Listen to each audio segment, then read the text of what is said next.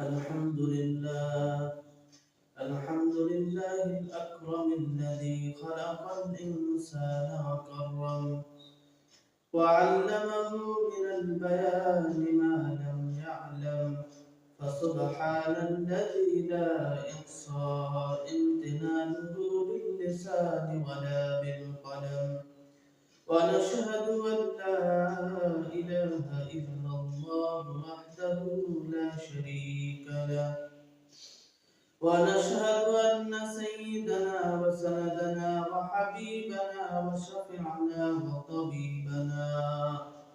وطبيب قلوبنا وأولانا ومولانا محمدا عبده ورسوله الذي أرسله الله تعالى بالحق بشيرا ونذيرا وداعيا إلى الله بإذنه وسراجا وقمرا منيرا أما بعد فأعوذ بالله من الشيطان الرجيم بسم الله الرحمن الرحيم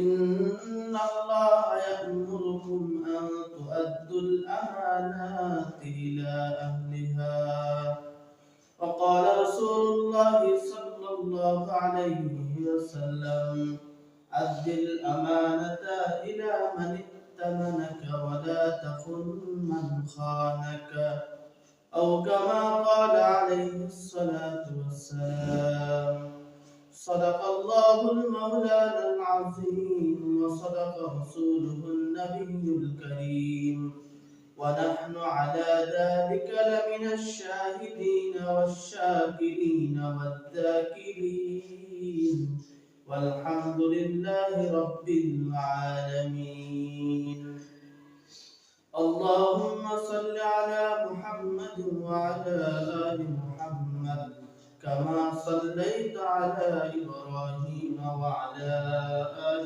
إبراهيم إنك حميد مجيد اللهم بارك على محمد وعلى آل محمد كما باركت على إبراهيم وعلى آل إبراهيم إنك حميد مجيد আলহামদুলিল্লাহ মুআজ্জাজ মুকাররম মুসাল্লাম ইকরাম আল্লাহ পাকের দরবারে লাখ কোটি শুকর যে আল্লাহ পাক রব্বুল আলামিন আমাদেরকে জুমার দিন মুসলমানের সাপ্তাহিক ঈদ আসমানের নিচে জমিনের উপরে সবচেয়ে উৎকৃষ্ট জায়গা মসজিদ সেই উৎকৃষ্ট জায়গা মসজিদে এসে আল্লাহ পাকের হুকুম আদায় করার জন্য তৌফিক দান করেছেন সে আল্লাহ পাকের দরবারে আমরা প্রত্যেকেই কালিমাতুশ শুকর আদায় করি আলহামদুলিল্লাহ। আজকের আলোচনার বিষয়বস্তু হলো আমানত সম্পর্কে। রাসূলুল্লাহ সাল্লাল্লাহু আলাইহি ওয়াসাল্লাম বলেন, কিয়ামতের পূর্বে আমানতকে উঠিয়ে নেওয়া হবে, মানুষের মাঝে আমানত থাকবে না, এই আমানতকে উঠিয়ে নেওয়া হবে। বুখারী শরীফের 59 নম্বর হাদিস, এই হাদিসের বর্ণনাকারী আবু হুরায়রা রাদিয়াল্লাহু তাআলা তিনি বলেন, عن أبي هريرة رضي الله تعالى عنه قال أن النبي صلى الله عليه وسلم في مجلس يحدث القوم جاءه أعرابي فقال متى الساعة আবু হুরায়রা রাদিয়াল্লাহু তাআলা তিনি বলেন, একদিন আমাদের মাঝে রাসূলুল্লাহ সাল্লাল্লাহু আলাইহি ওয়াসাল্লাম তিনি আলোচনা করতেছিলেন, বয়ান করতেছিলেন। এমন সময় এক গ্রাম্য ব্যক্তি এসে প্রশ্ন করল, ইয়া রাসূলুল্লাহ কিয়ামত কবে হবে? এসে বলল, ইয়া রাসূলুল্লাহ কিয়ামত কবে হবে? এই কথা প্রশ্ন করা মাত্রই রাসূল তার কথার জবাব দেয় নাই। জবাব না দিয়ে বরং রাসূলুল্লাহ সাল্লাল্লাহু আলাইহি ওয়াসাল্লাম তিনি তার কথা আপন গতিতে চালায়া গেলেন। فقال بعض القوم سمع ما قال فكره ما قال সাহাবায়ে কেরামের মধ্যে হতে অনেকেই তারা এই কথা চিন্তা করলো, হয়তো রাসূলুল্লাহ সাল্লাল্লাহু আলাইহি ওয়াসাল্লামকে বয়ানের মাঝখানে প্রশ্ন করার কারণে রাসূল তার এই প্রশ্নকে অপছন্দ করেছেন। আবার কিছু কিছু সাহাবায়ে কেরাম তারা বললেন, না না, বরং রাসূলুল্লাহ সাল্লাল্লাহু আলাইহি ওয়াসাল্লাম তিনি তার প্রশ্ন শুনেনি নাই। وقال بعضهم بل لم يسمع রাসূল তার প্রশ্ন শুনেনি নাই। হাত্তা ইদা কাদা হাদিসাহু এক পর্যায়ে যখন তারা পরস্পর বলাবলি করা শেষ হয়ে গেল, قال رسول الله صلى الله عليه وسلم أين أراه السائل عن الساعة এরপরে রাসূলুল্লাহ সাল্লাল্লাহু আলাইহি ওয়াসাল্লাম তিনি বললেন, ওই ব্যক্তি কোথায় যে ব্যক্তি আমাকে কিয়ামত সম্পর্কে প্রশ্ন করেছে? قال ها أنا يا رسول الله ওই ব্যক্তি বলল, ইয়া রাসূলুল্লাহ আমি আপনাকে প্রশ্ন করেছি, কিয়ামত সম্পর্কে যে প্রশ্ন করেছি ওই ব্যক্তি হলাম আমি। قال رسول الله صلى الله عليه وسلم فإذا ضيعت الأمانة فانتظر الساعة রাসূলুল্লাহ সাল্লাল্লাহু আলাইহি ওয়াসাল্লাম তাকে বললেন, যখন আমানতকে উঠিয়ে নেওয়া হবে ওই সময় তোমরা কিয়ামতের অপেক্ষা করবে। قال كيف إضاعتها ওই ব্যক্তি পুনরায় আবার রাসূলুল্লাহ সাল্লাল্লাহু আলাইহি ওয়াসাল্লামকে প্রশ্ন করল, ইয়া রাসূলুল্লাহ كيف إضاعتها আমানত কিভাবে উঠিয়ে নেওয়া হবে?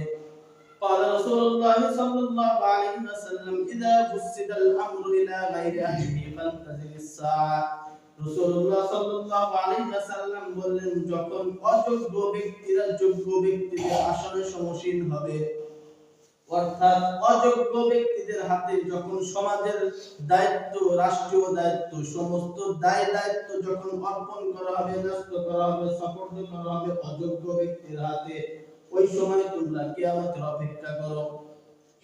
ইদা ফুসিদাল আমর যখন অযোগ্য ব্যক্তির কাছে যোগ্য ব্যক্তির পদ যখন দেওয়া হবে, এটাই হলো কিয়ামত আলামত। ওই সময় আমানতকে উঠিয়ে নেওয়া হবে। আমানত উঠিয়ে নেওয়ার অর্থ হলো পৃথিবীর সমস্ত জায়গায় অযোগ্য ব্যক্তিরা বসে যাবে, আর এই অযোগ্য ব্যক্তিদের স্বাক্ষর দিয়ে সিল দিয়ে যোগ্য ব্যক্তিদের চাকরি হবে। আজকে পড়াশোনা করবেন, অনেক পড়াশোনা করবেন, বিভিন্ন ডিগ্রি অর্জন করবেন, এই ডিগ্রি এত পড়াশোনা করার পরেও ওই অযোগ্য ব্যক্তির স্বাক্ষর দিয়ে যোগ্য ব্যক্তির কর্মস্থলের ব্যবস্থা হয়। এটাই হলো আমানত উঠিয়ে নেওয়ার অর্থ। আমানতের খেয়ানত হবে এই সময়।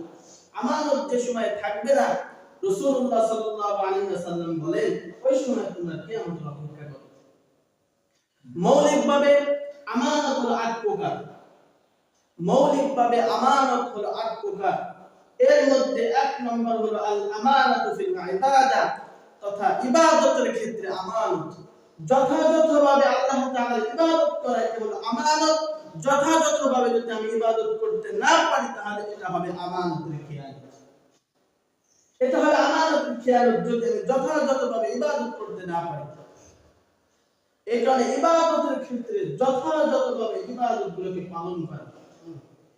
বুখারী শরীফের 750 নম্বর হাদিস, এই হাদিসের বর্ণনাকারী আনাস ইবনে মালিক রাদিয়াল্লাহু তাআলা আনহু তিনি বলেন, আনাস ইবনে মালিক রাদিয়াল্লাহু তাআলা আনহু قال قال رسول الله صلى الله عليه وسلم ما بال أقوام يرفعون أبصارهم إلى السماء في صلاتهم একবার রাসূলুল্লাহ সাল্লাল্লাহু আলাইহি ওয়াসাল্লাম তিনি তার মসজিদে মুসল্লিদেরকে বললেন, এদের কি হয়েছে?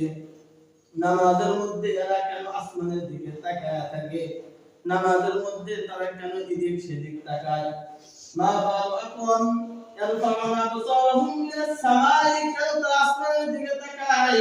রাসূলুল্লাহ সাল্লাল্লাহু আলাইহি ওয়াসাল্লাম তাদের কাছে এই প্রশ্ন ছুড়ে মারলেন। হাত্তা ক্বালা, এমন কি শেষ পর্যন্ত ফাস্তাদা কাউলুহু হাত্তা ক্বাল, রাসূলুল্লাহ সাল্লাল্লাহু আলাইহি ওয়াসাল্লাম তাদেরকে কঠিনভাবে প্রতিরোধ করলেন, প্রতিবাদ করলেন। হাত্তা ক্বালা লা আনতাহুন্না আন যালিকা আও লা তুখতাফান্না আবসারহুম, রাসূলুল্লাহ সাল্লাল্লাহু আলাইহি ওয়াসাল্লাম তাদেরকে বললেন, যদি তোমরা তোমাদের চেহারা, তোমাদের চোখকে আসমান থেকে না ফেরাও তাহলে তোমাদেরকে আল্লাহ পাক তোমাদের চক্ষুকে কেড়ে নেবে। তোমাদের চক্ষু আল্লাহ পাক কেড়ে দেওয়ার সম্ভাবনা আছে যদি তোমরা তোমাদের চক্ষুকে নামাজের সময় অবনত না করো। অর্থাৎ নামাজের মধ্যে এদিক সেদিক তাকানো এটা সরাসরি ইবাদত নাকি ইবাদতের খেয়ানত?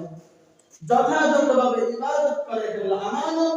যদি আমি যথাযথভাবে ইবাদত করতে না পারি তাহলে সেটা হবে আমানতের খেয়ানত। হাদিসে জিবরাইল আমিন একবার রাসূলুল্লাহ সাল্লাল্লাহু আলাইহি ওয়াসাল্লামের কাছে এসে প্রশ্ন করলেন, ইয়া রাসূলুল্লাহ মাল ইহসান, ইহসান কি জিনিস? ইহসান কাকে বলে? قال رسول الله صلى الله عليه وسلم أن تعبد الله كأنك تراه। রাসূলুল্লাহ সাল্লাল্লাহু আলাইহি ওয়াসাল্লাম তাকে বললেন, তুমি এমন ভাবে আল্লাহর ইবাদত করো যেন তুমি সরাসরি আল্লাহকে দেখতে পাও। এটা হলো আমানত। তাহলে ইহসান কি?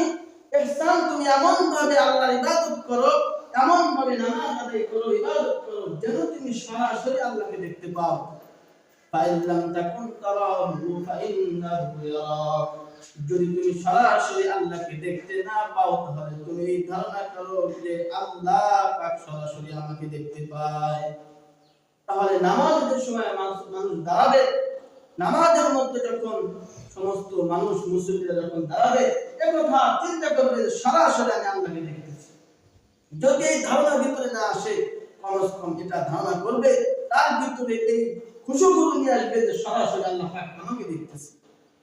নামাজের মধ্যে এদিক সেদিক না তাকানো, এদিক সেদিক না তাকানো। নামাজের সময় সামনে আল্লাহ তাআলা থাকে।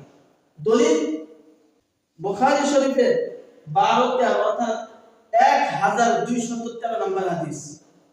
এই হাদিসের বর্ণনাকারী আব্দুল্লাহ ইবনে আমর রাদিয়াল্লাহু তাআলা আনহু সূত্রে বর্ণিত। তিনি বলেন, আন আব্দুল্লাহ ইবনে আমর রাদিয়াল্লাহু তাআলা আনহু قال أن النبي صلى الله عليه وسلم رأى نخامة في قبلة المسجد।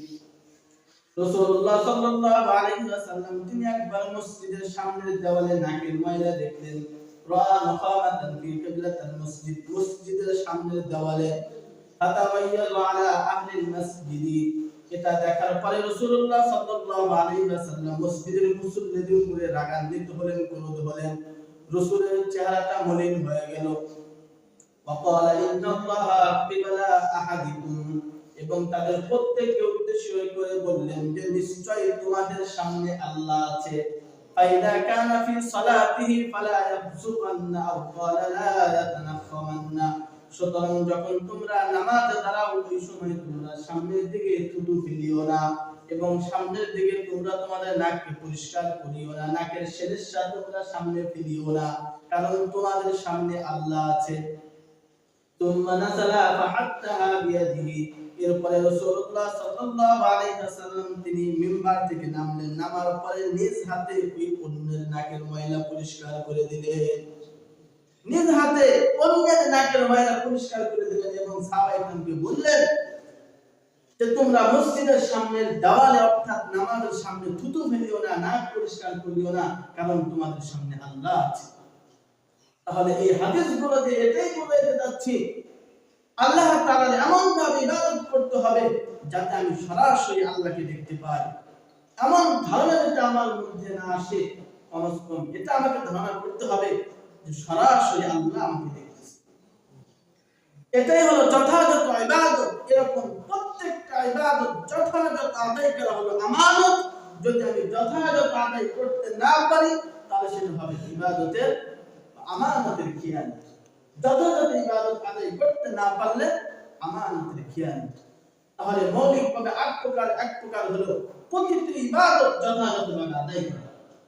দ্বিতীয় নাম্বার আল হিফজুল জাওয়ারিহ, আল আমানাতু ফি হিফজিল জাওয়ারিহ, অর্থাৎ মানুষের প্রতিটি অঙ্গ প্রত্যঙ্গ সব হলো আমানত। আমি আমার হাতকে, আমার পাকে, আমার দিল ও দিমাগকে আরেকজনের বিরুদ্ধে ষড়যন্ত্রের জন্য ব্যবহার করলাম, তাহলে এটা হবে আমানতের খিয়ানত। আমার প্রতিটি অঙ্গ, পুরো দেহ, এটা হলো আমানত। যথাযথ ব্যবহার করা এটা হলো আমানত। যথাযথভাবে আমি যদি আমার অঙ্গ প্রত্যঙ্গ ব্যবহার না করি তাহলে এটা হবে আমানতের খিয়ানত। সূরা হামিম সাজদা, হামিম সাজদা কোরআনুল কারীমের 65 নম্বর সূরা। এই সূরার 20 নম্বর আয়াত আল্লাহ তাআলা বলেন, হাত্তা ইযা মা জাউহা শাহিদা আলাইহিম সামউহুম ওয়া আবসারুহুম ওয়া জুলুদুহুম বিমা কানু ইয়ামালুন। কাল কিয়ামতের ময়দানে যখন জাহান্নামী ব্যক্তিদেরকে জাহান্নামের সামনে উপস্থিত করা হবে, উপস্থিত করার পরে তাদের শরীরের চামড়া এবং তাদের শ্রবণ শক্তি, কান শাহিদা আলাইহিম সামউহুম ওয়া আবসারুহুম, এবং তাদের চক্ষু, তাদের শরীরের চামড়া, তাদের কান তাদের বিরুদ্ধে সাক্ষ্য দিবে। তাদের বিরুদ্ধে সাক্ষ্য দিবে জাহান্নামী ব্যক্তিদের বিরুদ্ধে। ওয়াজুলুদুহুম বিমা কানু ইয়ামালুন, তারা যা কিছু করছে দুনিয়াতে, যে সমস্ত অপরাধ করেছে, এই অপরাধের সাক্ষী তাদের কান, তাদের শরীরের প্রতিটি চামড়া এবং তাদের শ্রবণ শক্তি অর্থাৎ চক্ষু যা আছে, শরীরের প্রতিটি অঙ্গ প্রত্যঙ্গ তাদের বিরুদ্ধে সাক্ষ্য দিবে। অকালু লিজুলুদিহিম লিমা শাহিদতুম আলাইনা, ওই জাহান্নামী ব্যক্তি তাদের শরীরের চামড়াকে বলবে, লিমা শাহিদতুম আলাইনা, কেন তোমরা আজকে আমাদের বিরুদ্ধে সাক্ষ্য দাও, কেন আজকে তোমরা আমাদের বিরুদ্ধে সাক্ষ্য দিচ্ছ? ক্বালু আনতাকানা আল্লাহুল্লাযী আনতাকা কুল্লা শাই, শরীরের চামড়া বলবে, ওই আল্লাহ, যে আল্লাহ পাক প্রতিটি বস্তুকে কথা বলার শক্তি দেয়, ওই আল্লাহ আজকে আমি চামড়াকে কথা বলার শক্তি দিয়েছে। আমি চামড়াকে কথা বলার শক্তি দিয়েছে বলেই তোমার বিরুদ্ধে আমি সাক্ষ্য দিচ্ছি, কারণ তুমি দুনিয়াতে যে অপকর্ম করেছো, এই অপকর্মের সাক্ষ্য আমি আজকে চামড়া তোমার বিরুদ্ধে দিচ্ছি। ওহুয়া খালাকাকুম আউওয়ালা মাররা ওয়া ইলাইহি তুরজাউন, ওই আল্লাহ, যে আল্লাহ তোমাকে সর্বপ্রথম সৃষ্টি করেছিল, ওই আল্লাহর কাছে আবার তোমরা পুনরায় ফিরে এসেছো। যে আল্লাহ তোমাদেরকে দুনিয়াতে সর্বপ্রথম সৃষ্টি করেছিল, ওই আল্লাহর কাছে আবার তোমরা পুনরায় ফিরে এসেছো। তো দুনিয়াতে যে সমস্ত অপকর্ম করেছো, এই অপকর্মের সাক্ষ্য আমি আল্লাহ তাআলার কাছে দেব। আমি চামড়া, কেন? আমি চামড়াকে আল্লাহ পাক জবান দিয়েছি, আজকে আমি চামড়া জবান খুলে গিয়েছি, আজকে তোমার বিরুদ্ধে সাক্ষ্য দেব। সূরা ইয়াসিন মোটামুটি আমরা সবাই জানি।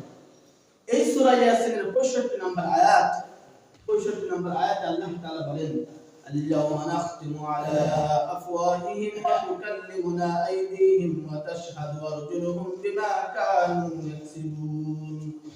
আল্লাহ তাআলা বলেন, কাল কিয়ামতের ময়দানে আমি তাদের মুখের উপরে মোহর মেরে দেব। নাখতিমু আলা আফওয়াহিহিম, তাদের মুখে কষ্টিপ লাগায় দেব, মোহর মেরে দেব। ওয়া তুকাল্লিমুনা আইদিহিম, আমি তাদের সাথে কথা বলবো তার হাতের মাধ্যমে, অর্থাৎ তাদের হাত আমার সাথে কথা বলবে। ওয়া তাশহাদু আরজুলুহুম, এবং তাদের পা সাক্ষ্য দিবে তাদের বিরুদ্ধে, বিমা কানু ইয়াকসিবুন, দুনিয়াতে যা কিছু করেছে সব কিছু সাক্ষ্য আজকে তাদের হাত দিবে, তাদের পা দিবে, তাদের জবান আজকে সাক্ষ্য দিবে না। জবানের উপরে আমি আল্লাহ মোহর মেরে দেব। তাহলে আমার প্রতিটি অঙ্গ, এটা হলো আমানত, যদি আমি আমানত যথাযথ আমার অঙ্গ প্রত্যঙ্গগুলি ব্যবহার না করি, তাহলে সেটা হবে আমানতের খেয়ানত। এই কারণে প্রতিটি অঙ্গ যথাযথভাবে ব্যবহার করা। আমার অঙ্গ প্রত্যঙ্গ, একটা হলো চক্ষু, নাকি চক্ষু একটা অঙ্গ না? চক্ষু একটা অঙ্গ। বুখারী শরীফের 2465 নম্বর হাদিস, এই হাদিসের বর্ণনাকারী আবু সাঈদ আল-খুদরি রাদিয়াল্লাহু তাআলা আনহু, তিনি বলেন, ইয়াকুম ওয়াল জুলুস আলা তুরকাত ফাকালু মা লানা বুদ্দুন ইন্নামা হিয়া মাজালিসুনা। আবু সাঈদ আল-খুদরি রাদিয়াল্লাহু তাআলা আনহু সূত্রে বর্ণিত, রাসূলুল্লাহ সাল্লাল্লাহু আলাইহি ওয়াসাল্লাম বলেন, সাহাবায়ে কেরামদেরকে বললেন যে, আমার সাহাবায়ে কেরাম, তোমরা রাস্তায় বসাকে ছেড়ে দাও। রাস্তার মাঝে কথাবার্তা বলা, রাস্তার মাঝে বসে গল্পগুজব করা এবং রাস্তার মাঝে কথাবার্তা বলা, এগুলো ছেড়ে দাও। ফাকালু মা লানা বুদ্দুন ইন্নামা হিয়া মাজালিসুনা, সাহাবায়ে কেরাম বললেন, ইয়া রাসূলুল্লাহ, এটা আমরা ছাড়তে পারবো না, কারণ রাস্তার মাঝে আমরা গল্পগুজব করি না, বরং রাস্তার মাঝে আমরা একে অপরকে দাওয়াত দেই, দিনী কথাবার্তা বলি। কাজেই আমরা যদি রাস্তার মাঝে এক অপরের সাথে কথাবার্তা বলা এবং বসা যদি ছেড়ে দিই, তাহলে দাওয়াত দেব কিভাবে? فقالوا ما لنا بد إنما هي مجالسنا فنتحدث فيها قال فإذا أبيتم إلى المجالس فأعطوا الطريق حقها। রাসূলুল্লাহ সাল্লাল্লাহু আলাইহি ওয়াসাল্লাম সাহাবায়ে কেরামকে বললেন, আচ্ছা ঠিক আছে, যখন তোমরা রাস্তায় বসা ছেড়ে দিতে পারবে না, ফাআতুত তরিক হাক্কাহা, তাহলে একটা কাজ তোমরা করবে, সেটা হলো রাস্তার হক তোমরা আদায় করবে। যেহেতু রাস্তায় তোমাদেরকে বসতেই হয়, তাহলে রাস্তার হক আদায় করবে। ক্বালু ওয়া মা হাক্কুত তরিক, সাহাবায়ে কেরাম প্রশ্ন করল, ইয়া রাসূলুল্লাহ, রাস্তার হক কি জিনিস? রাস্তার হক কি?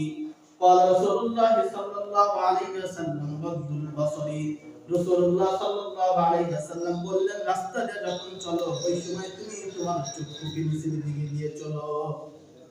এটা হলো রাস্তার হক। চক্ষু দিয়ে তুমি বেকার নারীর দিকে তাকাও না, অশ্লীল ফাহিশা কাজের দিকে তুমি তাকাও না, চক্ষুকে নিচের দিকে দিয়ে চলো। এটা হলো রাস্তার হক। ওয়াকাফুল আযা, এবং রাস্তার মাঝে যদি কোনো কষ্টদায়ক বস্তু থাকে সেই কষ্টদায়ক বস্তুকে সরায় দাও।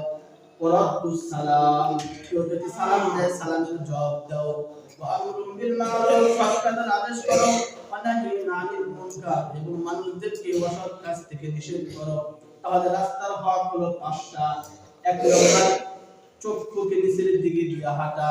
2 নম্বর কষ্টদায়ক বস্তু রাস্তার মাঝে থাকলে সরায় দেওয়া। 3 নম্বর ওয়াকাফুল আযা ওয়ারাদ্দুস সালাম, সালামের জবাব দেওয়া। 4 নম্বর মানুষকে সৎ কাজের আদেশ করা। 5 নম্বর মানুষকে অসৎ কাজ থেকে বিরত রাখা। এই 5টা হলো রাস্তার হক। এটা রাস্তার হক। বুখারী শরীফের হাদিস। এই হাদিসের বর্ণনাকারী আব্দুল্লাহ ইবনে ওমর রাদিয়াল্লাহু তাআলা আনহু, তিনি বলেন আন আব্দুল্লাহ ইবনে ওমর রাদিয়াল্লাহু তাআলা আনহু قال النبي صلى الله عليه وسلم بينما رجل يمشي بالطريق وجد حسن شوك على الطريق فأخره فشكر الله له فغفر له। আব্দুল্লাহ ইবনে ওমর রাদিয়াল্লাহু তাআলা আনহু সূত্রে বর্ণিত রাসূলুল্লাহ সাল্লাল্লাহু আলাইহি ওয়াসাল্লাম বলেন, যখন তোমরা রাস্তা দিয়ে চলো, রাস্তা দিয়ে চলার সময় যদি রাস্তার মাঝে তোমরা যদি কাঁটাদার বৃক্ষের যদি ডাল দেখতে পাও, ওয়াজাদা গুসনা শাওকিন আলা তরিক, তাহলে সেই কাঁটাদার বৃক্ষের ডালটা তোমরা সরায় দাও। ফাশাকারাল্লাহু লাহু, যে ব্যক্তি ডালটাকে সরায় দেয় ওই ব্যক্তির উপরে আল্লাহ পাক কৃতজ্ঞ আদায় করে, ওই ব্যক্তির উপরে আল্লাহ পাক শুকরিয়া কৃতজ্ঞ আদায় করে। ফাগাফারাল্লাহু লাহু, ওই ব্যক্তির জীবনের সমস্ত সগীরা গুনাহকে আল্লাহ পাক maaf করে দেয়। এই কারণে রাস্তার মাঝে যদি কেউ কোনো জিনিস দেখে যা মানুষের জন্য ক্ষতিকর, কষ্টদায়ক বস্তু যদি রাস্তায় থাকে, সেটা রাস্তার মাঝখান থেকে সরায় দাও। যাদের বাড়ি বিল্ডিং রাস্তার সাথে জানালা দিয়ে, রাস্তার ভিতরে কোনো কিছু না ফেলানো, আল্লাহ চোষা আপনি রাস্তা দিয়ে ফেলাইলেন, জানালা দিয়ে রাস্তায় ফেলাইলেন, ডিমের ছোকরা ফেলাইলেন, মাছের কাঁটা ফেলাইলেন, এরকম ভাবে কষ্টদায়ক বস্তু আপনি রাস্তায় ফেলাইলেন, এগুলা না করে, এগুলো মানুষকে কষ্ট দেওয়া। আপনার বাড়ির 2য় তলায় বিল্ডিং এর সামনে দিয়ে রাস্তা, পানির ছিটা মারলেন, আরেকজনের শরীর উপর পড়লেন, থুতু মারলেন, আরেকজনের দুধের বালতির মধ্যে পড়লেন। এই কাজটা না করা, রাস্তার হক আদায় করা, রাস্তার মাঝে কোনো কষ্টদায়ক বস্তু না ফেলা। যদি কোনো ব্যক্তি এই কষ্টদায়ক বস্তু এগুলো সরায় দেয়, আল্লাহ পাক ওই ব্যক্তির জীবনের সমস্ত সগীরা গুনাহকে maaf করে দেয়, এবং ওই ব্যক্তির উপর আল্লাহ তাআলা কৃতজ্ঞ আদায় করে, শুকরিয়া আদায় করে। এই কারণে রাস্তার হক যথাযথভাবে আদায় করা।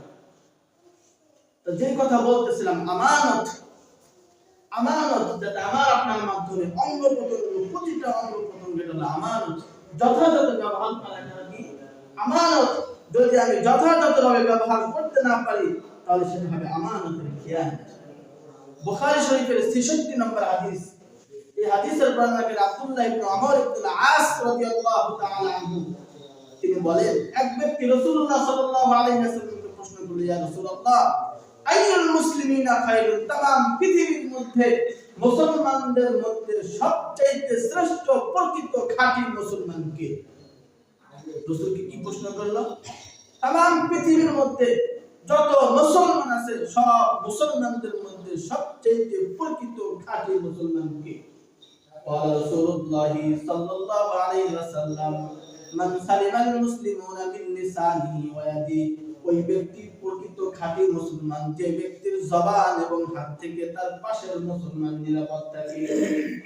এই ব্যক্তি হলো সবচেয়ে প্রকৃত খাঁটি মুসলমান যে ব্যক্তি জবান এবং হাত থেকে তার পাশের মুসলমান নিরাপদ থাকে, অর্থাৎ তার হাত এবং জবান দিয়ে কোনো মুসলমান কষ্ট পায় না, প্রতিটি মুসলমান নিরাপদ থাকে।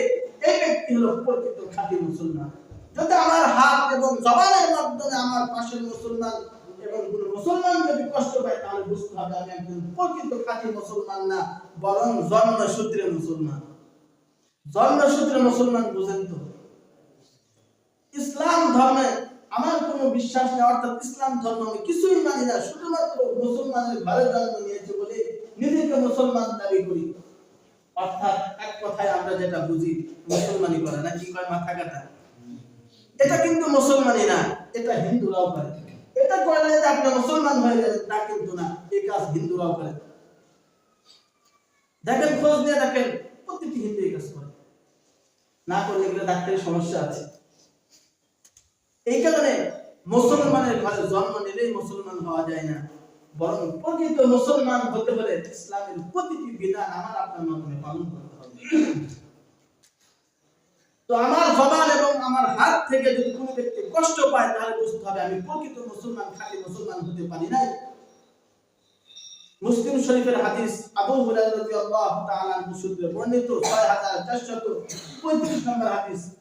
আবু হুরায়রা রাদিয়াল্লাহু তাআলা আনহু তিনি বলেন, عن ابي هريره رضي الله تعالى عنه قال قال رسول الله صلى الله عليه وسلم لا تحاسدوا ولا تناجشوا তোমরা মুসলমান পরস্পর একে অন্যের সাথে হিংসামূলক আচরণ করিও না, ওয়ালা তানাজাশু তোমরা মুসলমান একে অপরের গোয়েন্দাগিরি করিও না, ওয়ালা তাকাতাউ তোমরা মুসলমান একে অপরের সাথে সম্পর্ক বিচ্ছিন্ন করিও না, ওয়ালা তাবাগাযু তোমরা মুসলমান একে অপরের সাথে হিংসা ক্রোধ বিদ্বেষমূলক আচরণ করিও না, ওয়ালা তাদাবারু তোমরা মুসলমান পরস্পর একে অন্যের সাথে সামনাসামনি মিষ্টি মিষ্টি কথা, মিষ্টি চা, মিষ্টি বিস্কুট, এরকম মিষ্টি মিষ্টি সামনে কথা বলো, কিন্তু পিছনে পিছনে ষড়যন্ত্র করো, এমন কাজ তোমরা করিও না। ওয়ালা বাইউ বা'দুকুম আলা বাই'i বা'দ এবং তোমরা একজন একটা পণ্যের দাম বলতেছে, ওই পণ্যের দাম পিছন থেকে তুমি আবার ওই পণ্যের দাম করিও না। অর্থাৎ কোন ব্যক্তি মনে করেন একজন ব্যক্তি দামাদামি করতেছে, দোকানদারকে বলতেছে 100 টাকা দেবো আমি, এটা আমাকে দেন। দোকানদার দিবে দিবে ভাব, এমন সময় পিছন থেকে একজন গিয়ে বলে আমি 120 টাকা দেব। তো রাসূলুল্লাহ সাল্লাল্লাহু আলাইহি ওয়াসাল্লাম বললেন এই কাজটা তোমরা করিও না। তেমনি ভাবে কোন ছেলে এবং মেয়ের মধ্যে, অর্থাৎ ছেলের পরিবার এবং মেয়ের পরিবার বিবাহের আলোচনা চলতেছে, মাঝখান দিয়ে এক তৃতীয় পক্ষ গিয়ে বলতেছে কি খবর, তোমার মেয়ে নাকি বিবাহ দিবা? হ্যাঁ। কোথায়? ভাই অমুক ছেলে থাকে সৌদি আরব, প্রতি মাসে বেতন হলো 10 লাখ, তার সাথে বিবাহ দেব। তো ওই ব্যক্তি বলতেছে কি বলো, এর চাইতে ভালো ছেলে আমার কাছে আছে, থাকে ইতালি, প্রতি মাসে বেতন হলো 20 লাখ, কোথায় 10 লাখ আর কোথায় 20 লাখ, তার সাথে বিবাহ দাও। কি 10 লাখের উপরে একটা ব্যাপার হলো, 20 লাখ টাকা প্রতি মাসে। তো এই যে একজন বিবাহের আলোচনা চলতেছে, মাঝখান দিয়ে তৃতীয় আর এক পক্ষ এসে কি করতেছে, ওই ব্যক্তিকে হিয় প্রতিপন্ন করে তুচ্ছ তাচ্ছিল্য করে তার এক বিবাহের প্রস্তাবের মধ্যে আরেকজন প্রস্তাব দেওয়া, খেতাব দেওয়া। রাসূলুল্লাহ সাল্লাল্লাহু আলাইহি ওয়াসাল্লাম বললেন এই কাজ তোমরা করিও না। ওয়ালা বাই'ু বা'দুকুম আলা বাই'i বা'দ আকুনু ইবাদাল্লাহি ইখওয়ানা। আল্লাহ তাআলা যত বান্দা আছে তারা প্রত্যেকই পরস্পর ভাই। এরপরে রাসূলুল্লাহ সাল্লাল্লাহু আলাইহি ওয়াসাল্লাম বললেন আল মুসলিমু আকুল মুসলিম, প্রতিটি মুসলমান তারা মুসলমান পরস্পর ভাই। লা ইয়াজলিমুহু ওয়া লা ইয়াহজুরুহু ওয়া লা ইয়াহকিরুহু। সুতরাং একজন মুসলমান অপর মুসলমানের উপর জুলুম করতে পারে না, একজন মুসলমান অপর মুসলমানকে হিয় প্রতিপন্ন করতে পারে না, তুচ্ছ তাচ্ছিল্য করতে পারে না। এরপরে রাসূলুল্লাহ সাল্লাল্লাহু আলাইহি ওয়াসাল্লাম বললেন আত-তাকওয়া হাহুনা, এটাই হলো সবচেয়ে বড় তাকওয়া। একজন মুসলমান অপর মুসলমানকে তুচ্ছ তাচ্ছিল্য করবে না, জুলুম করবে না, হিয় প্রতিপন্ন করবে না, এটাই হলো তাকওয়া। যে কথা বলে রাসূলুল্লাহ সাল্লাল্লাহু আলাইহি ওয়াসাল্লাম তার সিনাকে তিনবার ইশারা করলেন, ওয়া আশারা ইলা সাদরিহি, সিনার দিকে ইশারা করে বললেন এটাই হলো তাকওয়া। এরপরে রাসূলুল্লাহ সাল্লাল্লাহু আলাইহি ওয়াসাল্লাম বলেন বিহাসবি ইমরিইন মিনাশ শাররি আই ইয়াহতিরা আখাহু মুসলিম, কোন ব্যক্তি কোন মুসলমান খারাপ হওয়ার জন্য এতটুকু যথেষ্ট, সে তার পাশের প্রকৃত একজন মুসলমানকে হিয় প্রতিপন্ন করেছে, তুচ্ছ তাচ্ছিল্য করেছে। এই ব্যক্তি যে খারাপ হওয়ার জন্য আর কোনো দলিল লাগবে না, এই একটা কাজে তার খারাপ হওয়ার জন্য যথেষ্ট। বিহাসবি ইমরিইন মিনাশ শাররি, খারাপ হওয়ার জন্য এতটুকু যথেষ্ট, সে কোন মুসলমানকে হিয় প্রতিপন্ন করেছে, তুচ্ছ তাচ্ছিল্য করেছে। এরপরে রাসূলুল্লাহ সাল্লাল্লাহু আলাইহি ওয়াসাল্লাম বলেন কুল্লুল মুসলিমি আলাল মুসলিমি হারামুন দামুহু ওয়া মালুহু ওয়া ইরজুহু, পৃথিবীর প্রতিটি মুসলমান এক মুসলমান অপর মুসলমানের জান মাল ইজ্জত সব হারাম, নষ্ট করা। আপনি একজন মুসলমান অপর মুসলমানের জানকে আপনি অনর্থকভাবে তাকে হত্যা করতে পারবেন না, তার রক্ত প্রবাহিত করতে পারবেন না। এক মুসলমান অপর মুসলমানের জান মাল নষ্ট করতে পারবে না, ইজ্জত সম্মান নষ্ট করতে পারবে না, এগুলো হারাম। রাসূলুল্লাহ সাল্লাল্লাহু আলাইহি ওয়াসাল্লাম বলেন স্পষ্ট হারাম। সুতরাং এই হাদিসের মাধ্যমে আমরা জানতে পারলাম আমার প্রতিটি অঙ্গ প্রত্যঙ্গ সব কি আমানত। এগুলো যদি আমি যথাযথভাবে ব্যবহার না করি তাহলে এটা হবে আমানতের খিয়ানত। তাহলে আমানত মৌলিকভাবে ৮ প্রকার। দ্বিতীয় নম্বর প্রকার হলো আল আমানাতু ফি হিফজিল জাওয়ারিহ, তথা আমার সমস্ত অঙ্গ প্রত্যঙ্গ যথাযথ ব্যবহার করা, এটা আমানত। তৃতীয় নম্বর আল আমানাতু ফিল ওয়াদা, তথা গচ্ছিত সম্পত্তি অন্যকে ফিরিয়ে দেওয়া, এটা হলো আমানত। আমার কাছে যে সম্পত্তি আছে, অন্যের সম্পত্তি যদি আমার কাছে থেকে থাকে তাহলে এটা আমানতের সাথে তাকে ফিরিয়ে দেওয়া, এটা আমানত। যদি আমি ফিরিয়ে না দেই তাহলে এটা আমানত। বুখারী 33 নম্বর হাদিস, রাসূলুল্লাহ সাল্লাল্লাহু আলাইহি ওয়াসাল্লাম বলেন আয়াতুল মুনাফিকি সালাস, ইযা হাদাসা কাযিবা ওয়া ইযা তুমিনা খানা ওয়া ইযা ওয়াদা আখলাফা। মুনাফিকের আলামত হলো তিনটা। 1 নম্বর কথা বললে মিথ্যা বলে, 2 নম্বর ওয়াদা করলে ওয়াদা ভঙ্গ করে, 3 নম্বর আমানতের খেয়ানত করে। আমানতের খেয়ানত করে। আবু দাউদ শরীফের 35 তথা 3535 নম্বর হাদিস, রাসূলুল্লাহ সাল্লাল্লাহু আলাইহি ওয়াসাল্লাম বলেন আদিল আমানাতা ইলা মান ইত্তামানাকা ওয়া লা তাকুন মান খানাকা। তুমি আমানতকে পৌঁছায় দাও ওই ব্যক্তির কাছে যে ব্যক্তি তোমার কাছে আমানত রেখেছে। ওয়া লা তাকুন মান খানাকা, যদি ওই ব্যক্তি তোমার সাথে কোনোদিন খেয়ানত করে থাকে তাহলে তুমি তার সাথে খেয়ানত করিও না। সে যদি তোমার সাথে কোনোদিন খেয়ানত করে থাকে তুমি তার সাথে খেয়ানত করিও না। অর্থাৎ আপনার একবার টাকা পয়সা নিয়ে এসে একবার ঘুরাইছে, আপনি চিন্তা করলেন এইবার আমি শুনতে পাইছি তাকে এখন আমি ঘুরাই। তো রাসূলুল্লাহ সাল্লাল্লাহু আলাইহি ওয়াসাল্লাম বললেন এই খেয়ানত তোমরা করিও না। তাহলে আমরা কয়জন ব্যক্তি আমরা আছি যে আমাদের গচ্ছিত সম্পত্তি, গচ্ছিত মাল আমি আমানতের সাথে ফিরে দিয়েছি। বোনের সম্পত্তি আমরা কয়জন দিয়েছি? কয়জন আমরা দিয়েছি? আছেন কেউ এরকম বোনের সম্পত্তি পরিপূর্ণভাবে বুঝাই দিয়েছে? কেউ আছেন এরকম? যারা এই সম্পত্তি বোনের সম্পত্তি দখল করতেছেন, খাইতেছেন, মনে রাখবেন আপনি যতবার হজ করেন, হাজারবার হজ করেন, একটা হজ কবুল হবে না। নামাজ পড়তে পড়তে আপনার কবরে দাগ পড়েছে, এক ওয়াক্ত নামাজ কবুল হবে না। আরেকজনের হাত মারবেন, বাইতুল্লাহ গিয়ে মাফ চাবেন, ক্ষমা চাবেন, কোনদিন নামাজ কবুল হবে না, হজ কবুল হবে না, কিচ্ছু কবুল হবে না। এই কারণে প্রতিটি ব্যক্তির হক আপনাকে বুঝাই দিতে হবে। আরেকজনের জমি আত্মসাৎ করবেন, এখানে গচ্ছিত সম্পত্তি, এটা আমার কাছে আমানত। এই আমানতকে যথাযথভাবে যে ব্যক্তি পাওনাদার তাকে বুঝাই দাও। যদি আমি বুঝাই না দিই তাহলে এটা হবে আমানত। কেমন যেন আজকে আমাদের সমাজের মধ্যে এমন হয়েছে, মেয়েরা ধারণা করে যে বাবার বাড়ির সম্পত্তি যদি নেই তাহলে কিভাবে ওই বাড়িতে যাব, কিভাবে ওই বাড়িতে যাব।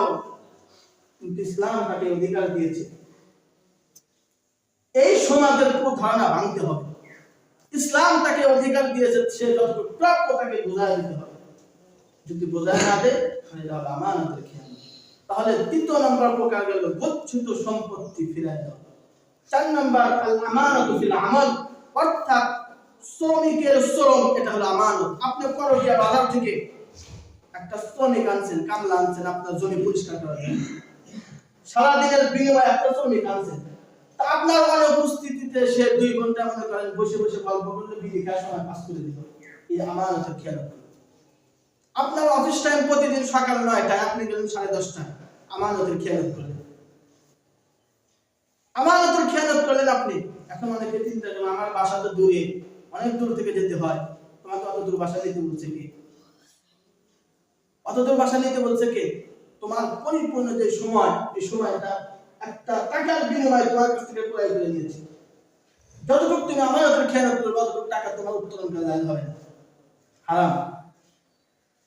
তুমি জানো আজকে বৃহস্পতিবার, ঢাকার আমি এক প্রান্তে থাকি, আজকে বৃহস্পতিবার, জ্যাম লাগবে স্বাভাবিক। এখন রওনা দিলেন 9টার সময়, 8:30টার সময় রওনা দিলেন, অফিস 9টায়, আধা ঘন্টা জানেন পৌঁছা যাবে না। তো এই যে আপনি 8:30টায় বের হলেন, সেখানে বুঝতে পারলেন না সঠিক সময় 9টার সময়, এই যে অতিরিক্ত সময় পাস করলেন, এটা হলো খিয়ানত। এই কারণে আল আমানাতু ফিল আমাল, প্রতিটি শ্রমিকের শ্রম এটা হলো আমানত। যদি সে পরিপূর্ণভাবে শ্রম না দেয় তাহলে এটা হবে আমানতের খিয়ানত। 5 নম্বর আল আমানাতু ফিল বাই'i, তথা ক্রয় বিক্রয়, এটা হলো আমানত। আপনি 5 কেজি আপেল কিনলেন, কেনার পরে মাপ দিয়ে যখন আপনাকে প্যাকেট করে দিবে, আস্তে করে একটা আপেল নিচে রেখে দিন, আস্তে করে একটা আপেল নিচে রেখে দিন, একটা কমলা একটা মালটা নিচে রেখে দিন। এই যে চুরি করলে একটা নিচে রেখে দিন, মনে রাখবেন যে ব্যক্তি এই কাজটা করছে জীবনে ওর সংসারে কোনোদিন শান্তি আসবে না। ছেলে হাফেজ বানাইতে দিচ্ছে মাদ্রাসায়, কোনোদিন হাফেজ হবে না। আলেম বানাইতে দিচ্ছে, কোনোদিন আলেম হবে না। এই একটা চুরি তার সমস্ত আমলগুলোকে বরবাদ করে দিল। এখানে ক্রয় বিক্রয় এটা হলো আমানত। সময় অভাব হয়েছে, আর 3টা বাকি আছে, ইনশাআল্লাহ সামনের সপ্তাহে আলোচনা করব। তো আমানত যতটুকু আমরা বুঝলাম 5টা বলছি। 1 নম্বর আল আমানাতু ফিল ইবাদাত, ইবাদত এটা হলো আমানত যথাযথভাবে আদায় করা। 2 নম্বর আল আমানাতু ফি হিফজিল জাওয়ারিহ, আমার প্রতিটি অঙ্গ প্রত্যঙ্গ সঠিকভাবে যথাযথ ব্যবহার করা আমানত। যদি আমি যথাযথভাবে ব্যবহার না করি তাহলে এটা হবে আমানতের খেয়ানত। 3 নম্বর গচ্ছিত সম্পত্তি যদি আমার কাছে থেকে থাকে, যারা পাওনাদার তাদেরকে বুঝিয়ে দেয় বলা আমানত, যদি বুঝিয়ে না দেয় এটা হবে আমানতের খেয়ানত। 4 নম্বর আল আমানাতু ফিল আমাল, তথা শ্রমিকের শ্রম এটা হলো আমানত। যদি শ্রমিক যদি তার শ্রমের মধ্যে ফাঁকি দেয় তাহলে এটা হবে আমানতের খেয়ানত। 5 নম্বর ক্রয় বিক্রয় এটা হলো আমানত। যদি কোনো এক পক্ষ অপর পক্ষকে ধোঁকা দেয় এটা হবে আমানতের খেয়ানত। আজকে আমরা আমানত বলতে বুঝি কেউ আমার কাছে টাকা রাখছে, টাকাটাই শুধু আমানত, আর কিছু আমানত না।